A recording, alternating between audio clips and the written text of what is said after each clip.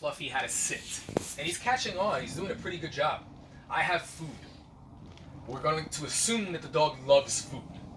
Right? Now, even before I get into that, you have to know that what you are adding is actually something that a dog likes. Because, let's say you're my dog and you were abused by a dark-skinned male in the past, right? And now I'm trying to teach you how to sit. Every time you sit, I pet you and I say, good girl. But you were abused by somebody like me before. You do not like being pet by me. So you sit, good girl. You sit, good girl. You sit, good girl. I am not positively reinforcing that behavior. I'm actually punishing that behavior. I'm positively punishing that behavior. Because every time that she sits, I am adding a pet, and she does not like being pet. The result of that is I'm probably long-term going to get this dog to sit less than they're sitting now. And then I'm going to be stumped. Right? I'm like, I don't understand, because all I'm doing is like reinforcement and stuff, and it's just not working. Even sometimes me trying to offer food to you, me approaching you, could be seen as punishment to the dog, even though you're not hurting or abusing the dog. It's decreasing the likelihood of the dog repeating the behavior. By definition, it's punishment. Does that make sense? Okay? So when we're dealing with positive reinforcement, I'm going to assume that Fido, or Fluffy, loves the food that I have. Wants the food that I have. Fluffy sit. When Fluffy's butt hits the ground, I'm going to add food. Adding is the positive, in hopes that it is going to reinforce your behavior of sitting. You guys with me so far? So, I tell you to sit, your butt hits the ground, I give you food. Sit, your butt hits the ground, I give you food. Sit, your butt hits the ground, I give you food. Sit, all of a sudden it jumps up on me. If the dog jumps up on you, are you going to feed it? No. No, right? Even if you don't believe in telling your dog no, even if you don't believe in correcting your dog, simply by you withholding food, that is the definition of negative punishment. So in fact, positive reinforcement only, or force-free, like it scientifically doesn't exist. It sounds good, it's a great sell, but positive reinforcement, if you're working with that, goes hand in hand with negative punishment. Again, the definition of punishment is anything that decreases the likelihood of the dog repeating the behavior. It is not abusive. I tell you to sit, you jumped up on me, I had what you wanted. You were just getting it. Rapid fire. You were getting food and getting food and getting food. Every time your butt hit the ground, got food. Butt hit the ground, got food. Jumped up on me, now you didn't get food. What makes it negative punishment, and I am removing... Oh, actually, you know what? I gotta put pleasant here. So if you took a picture of that. And I added that to my stories, so I'm actually going to get rid of that. Here is my stories really quickly. Mucking up my Instagram stories here. Embarrassing. Yeah, you're going to want to probably take that away. No, seriously. Negative punishment, I am removing something pleasant in hopes that I increase the likelihood, decrease the likelihood of you repeating the behavior. So now, you sat, I gave. You sat, I gave. You sat, I gave. You jumped, I removed. My hope is that you go, man, I was just getting food at a rapid rate. How come I'm not now? What was I doing that was getting me food? I did this last time. What about this? And then I feed. That's going to increase the likelihood of a dog repeating the behavior, because they're going to understand, oh, you're feeding me when I do this. And that's one step closer to a dog realizing that they can actually control you. More importantly, they can actually control what they get and what they don't get. You mean if I do this, I can get that from you? And if I don't, I won't? Well, then a dog's going to want to sit. You see what I mean? But you have to have what they want, right? So that's positive reinforcement, and that's negative punishment. Negative meaning I'm removing something pleasant, something that a dog wants, in hope that it's going to stop you from jumping in the future. Everything that we do with this is like, you kind of know, but you're also hoping.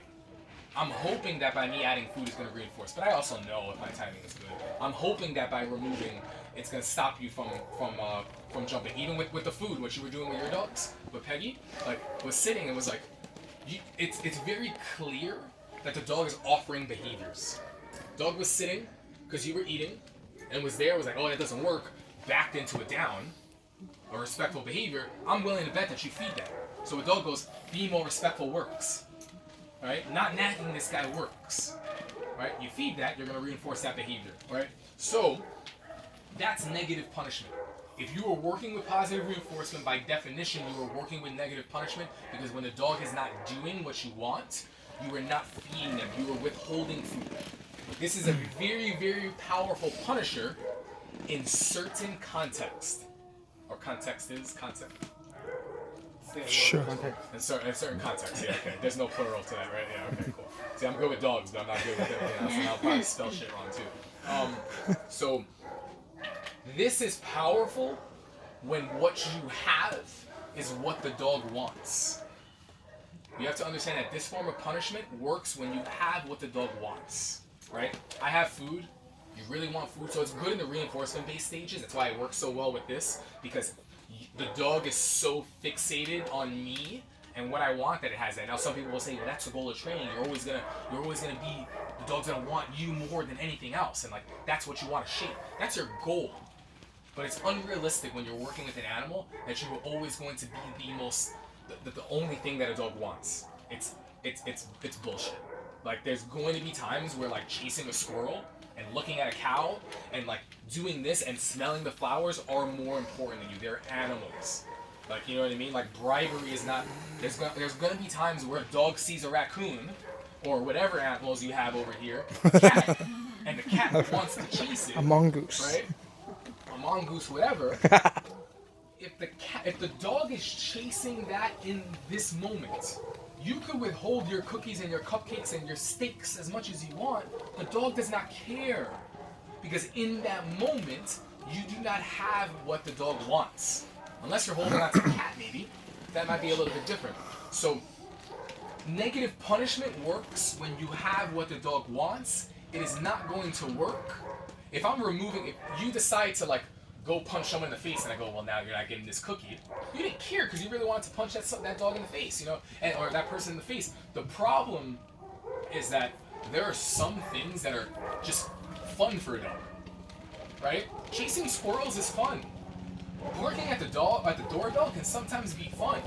You saying now you're not going to get this right away is not going to be enough. And in some situations, the removal of the reward is no different than the removal of the $100 for me staying under the speed limit. You see it? When the reward outweighs the consequence. Oh, the consequence is I just don't get like a treat. I don't need a treat for right now. I'll get a treat later. It's not actually going to be punishment because you're not punishing anything. You see what I mean? So it's a negative punishment attempt. But if I actually didn't decrease the likelihood of the dog repeating the behavior, right? I have food, and every time you chase a squirrel, you don't get food. Every time you chase a squirrel, you don't get food. But dog doesn't want food in that moment, it's not going to stop. Now, some people will tell you that, well, what we're going to do is we're just going to use positive. We were talking about this in the car. We're going to use positive reinforcement. We don't want to punish any behaviors. Well, again, we at least know that you're doing this. But maybe they're not interested in positive punishment. We're going to get into that in a little bit. But maybe they go, we're just going to reinforce the behavior away. By definition, it doesn't make any sense. Add to the behavior. It actually doesn't make sense, because what reinforcement does is it increases the likelihood of the dog repeating the behavior.